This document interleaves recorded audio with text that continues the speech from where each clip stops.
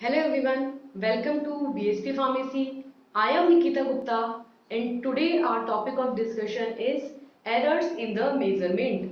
ठीक है, सो यहाँ हम इस डिस्कशन के अंदर देखेंगे कि एरर्स क्या होती है और जब हम एनालिटिकल प्रोसीजर्स परफॉर्म कर रहे होते हैं तब जब हम वहाँ पर रीडिंग्स को रिकॉर्ड कर रहे होते हैं, उनका प्रॉपरली मैनेजमेंट कर रहे होते हैं, उनको मेजर कर रहे होते हैं, तब वहाँ पर क्या क्या रीजंस की वजह से एरर आ सकती हैं और ये एरर्स किस किस टाइप की होती हैं, क्या ये रिजॉल्वेबल है या ये इंटेंशनली लाई गई है। तो इन्हीं चीज़ों को समझने के लिए आज हम डिस्कस करेंगे किसके बारे में, एरर्स के बारे में जो कि मेजरमेंट में यहाँ पर होती हैं। ठीक है, तो सबसे पहले देखिए कि एरर का मतलब क्या है, किसे हम एरर कंसिडर करेंगे। So error is the difference between the true result and the measured result.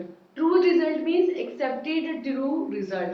ठीक है, तो यहाँ पर दो रिजल्ट आपके पास है। एक तो होता है ट्रू रिजल्ट जो कि एक्चुअल में आना चाहिए। ठीक है, जब आप इतने ग्राम कोई भी केमिकल्स लेंगे तो रिजल्टेंट प्रोडक्ट आपके पास इतना आना चाहिए जो कि ट्रू रिजल्ट होगा। ठीक है, और एक्चुअल में जब आप वहां पर परफॉर्म करते हो और जो एक्चुअल में आपके पास एक्सपेरिमेंटल रिजल्ट आता है या मेजर्ड रिजल्ट आता है, तो उन दोनों रिजल्ट्स के बीच में जो ट्रू रिजल्ट जो कि आना चाहिए और मेजर्ड रिजल्ट जो कि एक्चुअल में आया है परफॉर्म करने के बाद, तो इन दोनों के बीच में जो डिफरेंस है उसी को क्या बोलते हैं, यहाँ पर एरर बोलते हैं। कि एक्चुअल में तो ये रिजल्ट आना चाहिए था लेकिन इसमें इतनी गलती हुई है जिसकी वजह से ये रिजल्ट आया है। आना ये चाहिए था लेकिन आया ये है। तो इन दोनों के बीच में जो चाहिए था और जो एक्चुअल में आया है, उन दोनों के बीच में जो डिफरेंस है उसी को क्या बोलते हैं, यहाँ पर एरर बोलते हैं। If the error in an analysis is large, then serious consequences may be result. अगर एनालिसिस के अंदर ये एरर्स जो है काफी ज्यादा हैं, काफी बड़े एरर हैं, तो आपको रिजल्ट में काफी ज्यादा सीरियस कॉन्सिक्वेंसेस देखने को मिलते हैं, काफी आपको प्रॉब्लम्स देखने को मिलती है। As the reliability, reproducibility and accuracy are based on are the basis of analytical chemistry. क्योंकि एनालिटिकल केमिस्ट्री का जो बेस है ना, मेन बेस वो यही है कि हम जो प्रोडक्ट बना रहे हैं वो रिलायबल है, दैट मीन्स ट्रस्टवर्दी है, आप उस पर भरोसा कर सकते हैं, वो एक सही प्रोडक्ट है। इस बात को हम एनालिटिकल केमिस्ट्री के थ्रू ही प्रूव करते हैं, एनालिसिस के थ्रू ही प्रूव करते हैं कि आपने जब इतने ग्राम सब्सटेंस लिया था तो उससे इतना आपका प्रोडक्ट आना चाहिए। ठीक है, अब उसके जितना क्लोज आ रहा है मतलब उतना ही सही आपने सारा परफॉर्म किया है, बिल्कुल सारी चीजें बिल्कुल सही परफॉर्म की है। ठीक है, तो यहाँ पर जितना सही रिजल्ट आएगा, जितना एक्यूरेट रिजल्ट आएगा, ठीक है, वो उसको ट्रस्ट वर्दी बनाएगा। ऑल्सो रिप्रोड्यूसिबिलिटी की, अगर आप सेम एक्सपेरिमेंट को 2-3 बार परफॉर्म कर रहे हो और आपके again and again same result आ रहा है, रिप्रोड्यूस हो रहा है आपका रिजल्ट, तो वो भी इस बात को इंश्योर कर रहा है कि हर बार अगर आपको एक सही रिजल्ट आ रहा है मतलब कि आपने सारी चीजों को सही से मेंटेन किया होगा और आपका जो रिजल्ट है वो कैसा है, रिलायबल है, ट्रस्टवर्दी है। तो यहाँ पर एनालिटिकल केमिस्ट्री का जो मेन बेस है ना वो है रिलायबिलिटी, रिप्रोड्यूसिबिलिटी और एक्यूरेसी। तो यहाँ पर हम जो है एक ज्यादा बड़े एरर को जो है यहाँ पर अफोर्ड नहीं कर सकते। ठीक है, यहाँ पर ज्यादा बड़े एरर हमको नहीं चाहिए, अदरवाइज सीरियस कॉन्सिक्वेंसेस देखने को मिलेंगे।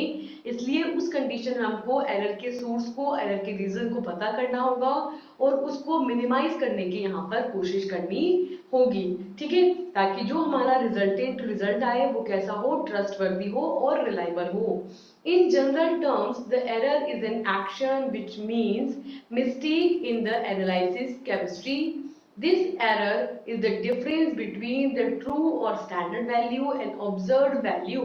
ठीक है, तो जनरल टर्म्स के अंदर एरर वो एक्शन होता है जिसका, अगर हम सिंपली बोले तो एरर का मतलब है मिस्टेक, कि आपने कोई गलती करी जिसकी वजह से ये रिजल्ट आना चाहिए था लेकिन ये आ नहीं पाया, कुछ और रिजल्ट आया। ठीक है, तो यहाँ पर एरर का मतलब है मिस्टेक। एनालिटिकल केमिस्ट्री के अंदर एरर जो है आपकी ट्रू वैल्यू या जो स्टैंडर्ड वैल्यू है और जो आपकी ऑब्जर्व्ड वैल्यू है, ठीक है, जो एक्चुअल में ट्रू वैल्यू आनी चाहिए थी, स्टैंडर्ड वैल्यू जो आनी चाहिए थी, और जो ऑब्जर्व हुई है वैल्यू, जो एक्सपेरिमेंट से जो आपकी मेजर्ड वैल्यू आई है, उन दोनों के बीच में जो डिफरेंस है, ठीक है, जो आपकी गलती को, मिस्टेक को रिप्रेजेंट कर रहा है, उसी को क्या बोलते हैं, यहाँ पर एरर बोलते हैं। ठीक है, ये जो एरर होती है ये डिफरेंट टाइप की होती है। So next is the types of error. In errors को डिफरेंट टाइप्स में यहाँ पर डिवाइड किया है। जैसे कि फर्स्ट होती है आपके रैंडम एरर। रैंडम मतलब वो खुद ही रैंडमली आ जाती है। So these error are that are uncontrolled and cause the fluctuation in variables. ठीक है, ये एरर जो होती है ये अनकंट्रोलेबल होती है, इसको हम कंट्रोल भी नहीं कर सकते क्योंकि रैंडम एरर है, हमें पता ही नहीं कि क्यों आ रही है, कैसे आ रही है, किस वजह से आ रही है कि हम उसको कंट्रोल कर पाए। ठीक है, तो यहाँ पर जो वेरिएबल्स हैं उन वेरिएबल्स के अंदर जब फ्लक्चुएशंस होता है, ठीक है, तो उसके बीच में यहाँ पे अनकंट्रोल्ड जब एरर होती है जिसको हम कंट्रोल नहीं कर पाते तो उसको बोलते हैं रैंडम एरर। ये भी आपके दो टाइप की होती है, एक तो होती है एनवायरमेंटल और एक होती है ऑब्जर्वेशनल।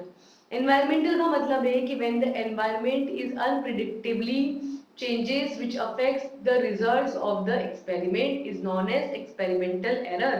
ठीक है, तो एनवायरमेंटल एरर का मतलब ये है कि जब यहाँ पर हमारा जो एनवायरनमेंट है वो अनप्रिडिक्टेबल है, हम उसको प्रिडिक्ट नहीं कर सकते, हम उसको पता नहीं लगा पा रहे कि एनवायरमेंट जो है वो अनप्रिडिक्टेबली चेंज हो गया।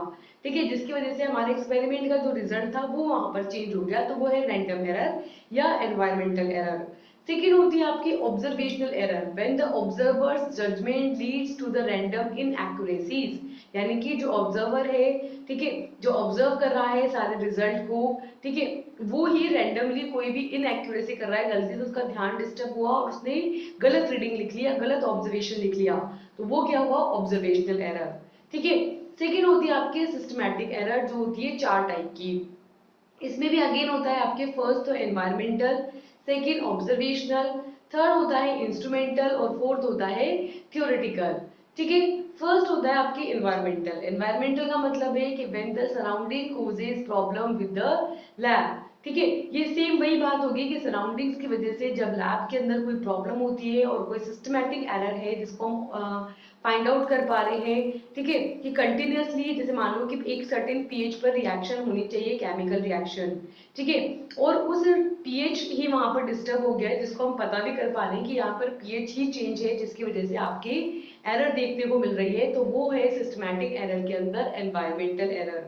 ठीक है, सेकेंड है observational error, in when the observer does not read the measurement correctly, कि यहाँ पर जो ऑब्जर्वर है वो सही से आपकी रीडिंग को मेजर नहीं कर रहा है, सही से उसको मेजरमेंट नहीं कर पा रहा है वो, तो वहां पर ऑब्जर्वेशनल एरर देखने को मिल रही है। थर्ड होती है आपकी instrumental, in which when the instrument is flawed and causes a consistent inaccuracy in the reading। जब यहाँ पर जो इंस्ट्रूमेंट है वो फ्लॉड रहता है और इसके अंदर जो रीडिंग है उसके अंदर कंसिस्टेंटली जो है इनएक्यूरेसी, यानी कि इंस्ट्रूमेंट सही से काम नहीं कर रहा, वो पुराना है, उसमें जंग लग गई है या मशीन में कोई इंटरनल डैमेज है जिसकी वजह से वो करेक्ट रीडिंग नहीं दे पा रहा या करेक्टली परफॉर्म नहीं कर पा रहा, तो वो है instrumental error.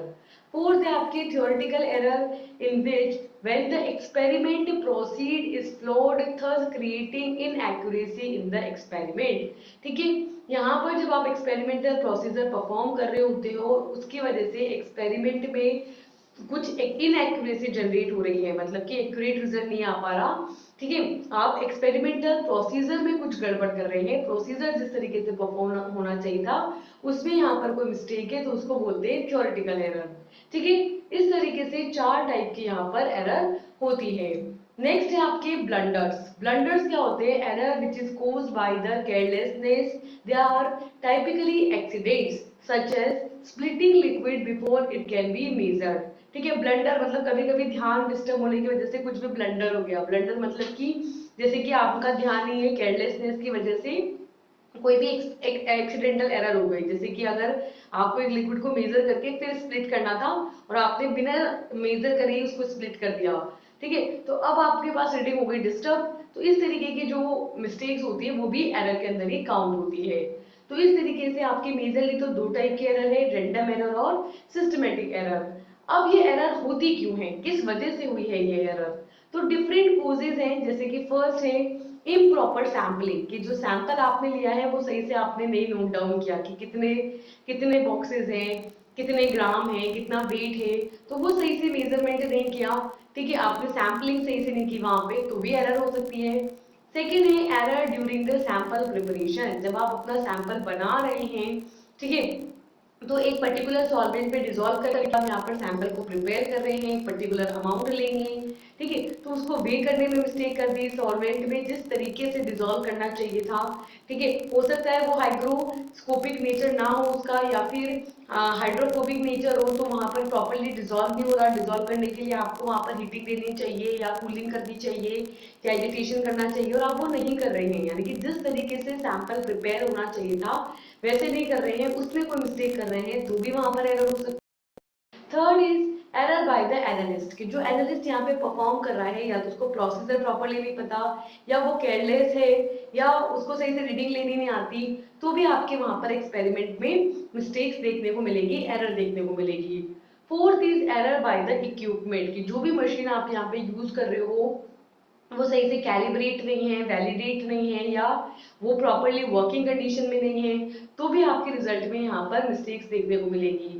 Fifth is reporting error, कि जो भी पर्सन यहाँ पर रिजल्ट दिखेगा, रिपोर्ट करेगा रिजल्ट को, ठीक है, तो उसको वहां पर एरर देखने को मिलेगी, कि अगर वो रिपोर्टिंग सही से नहीं कर रहा, सही से आपके रिजल्ट को मेजर नहीं कर रहा, सही से इन्वेस्टिगेट नहीं कर रहा, ठीक है, और जो भी वहां पे प्रॉब्लम्स आ रही है उसको नोट डाउन नहीं कर रहा, तो रिपोर्टिंग एरर देखने को मिलेगी। Next six is calibration error, कि जो आपके इंस्ट्रूमेंट्स हैं वो सही से कैलिब्रेट नहीं है, तो भी यहाँ पर कैलिब्रेशन एरर देखने को मिल सकती है, कि जो सही से रीडिंग ही नहीं ले पाएंगे instrument. Next is calculation error, कि जब आप यहाँ पर कैलकुलेशंस कर रहे हैं, जैसे कि आपने जो आपकी एक्सपेरिमेंटल वैल्यू आई है वो सही से नोट डाउन किया, ठीक है, और आपने आपकी जो थ्योरेटिकल वैल्यू है, ठीक है, उसको यहाँ पर नोट डाउन किया, ठीक है, तो आपको परसेंटेज एरर निकालनी है। तो परसेंटेज एरर निकालने के लिए क्या करोगे, परसेंटेज एरर का फॉर्मूला लगाओगे, एंड यहाँ पर परसेंटेज एरर का फॉर्मूला होता है एक्सेप्टेड वैल्यू, ठीक है, यानी कि true value minus experimental value divided by the accepted value multiply with the 100 करोगे, तो आपको क्या मिलेगी, परसेंटेज एरर की कितनी परसेंट यहाँ पर एरर है, ठीक है। तो उसको यहाँ पर कैलकुलेट कर रहे हैं, तो जो कैलकुलेशन से अगर वो आपने गलत कर दी तो भी आपका रिजल्ट गलत हो जाएगा। And next is error during the transportation and storage, कि जब आपका प्रोडक्ट आप एक जगह से दूसरी जगह पे ले जा रहे हो, या रॉ मटेरियल को ला रहे हो, उसको स्टोर कर रहे हो, तो स्टोरेज कंडीशन या ट्रांसपोर्टेशन कंडीशन सही नहीं होने की वजह से भी आपकी फॉर्मुलेशन, यहाँ पर जो सबस्टांस है वो यहाँ पर डिटोरिएट हो सकता है, और आपका एंड रिजल्ट यहाँ पर डिस्टर्ब हो सकता है, उसमें एरर आ सकती है। Next is error in the method selection, कि जैसे मान लो एक ही पर्टिकुलर एक्सपेरिमेंट को परफॉर्म करने के अलग अलग तरीके होते हैं, तो वहां पर कौन सा तरीका अप्रोप्रिएट है उस सैंपल के लिए, ये भी एक इम्पॉर्टेंट फैक्टर है।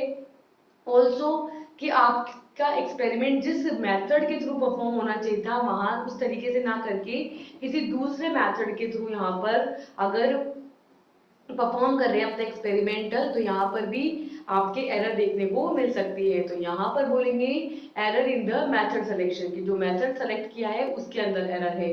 और टेंथ है error due to the laboratory environment, ठीक है, तो यहाँ पर आपकी जो लेबोरेटरी है, लेबोरेटरी एनवायरमेंट, वो लेबोरेटरी एनवायरनमेंट अगर उस एक्सपेरिमेंट के लिए अप्रोप्रिएट नहीं है, पीएच, टेम्परेचर, मॉइस्चर, ठीक है, ये यहाँ पर वैसा नहीं है जैसा कि होना चाहिए उस पर्टिकुलर एक्सपेरिमेंट के लिए, तो भी यहाँ पर एरर देखने को मिलेगी। तो इस तरीके से ये वो कॉमन कॉजेज हैं जिसकी वजह से यहाँ पर एरर होती है, जैसे कि improper handling, sampling, sample preparation, ठीक है, एनालिस्ट के थ्रू प्रॉब्लम होना, इक्विपमेंट सही से काम नहीं करना, रिपोर्टिंग एरर होना, कैलिब्रेशन एरर होना, कैलकुलेशन एरर होना, ट्रांसपोर्टेशन एंड स्टोरेज के टाइम पर एरर होना, मेथड सिलेक्शन में एरर होना, और लेबोरेटरी एनवायरनमेंट के अंदर यहाँ पर एरर होना, ठीक है। तो ये वो मोस्ट कॉमनली रीजन हैं जिसकी वजह से एक्सपेरिमेंट्स में क्या आ सकती हैं, एरर आ सकती हैं। और इन एरर को हम कैसे मिनिमाइज कर सकते हैं, पहले तो हमें ये जानना होगा कि एरर आ किस वजह से रही है। तो हमने यहाँ पर सोर्सेज को डिस्कस किया है कि इन सोर्सेज की वजह से आपके एरर आ सकती है। तो सिंपल सी बात है, इन रीजंस को जिस वजह से वो आ रही है आप उसको एलिमिनेट करके, मिनिमाइज करके एरर को क्या कर सकते हैं, प्रिवेंट कर सकते हैं। तो इसी तरीके के और इंफॉर्मेटिव कंटेंट के लिए जुड़े रहें बीएसपी फार्मेसी के साथ, और बैचलर्स और डिप्लोमा रिलेटेड कोर्सेज के अंदर एनरोल करने के लिए डाउनलोड करें बीएसपी फार्मेसी ऑफिशियल ऐप, जहां पर आपको daily live classes, home recorded notes, model paper, important questions and full study about the B pharma और डी फार्मा कोर्सेज यहाँ पर अवेलेबल कराए जाते हैं। So thank you.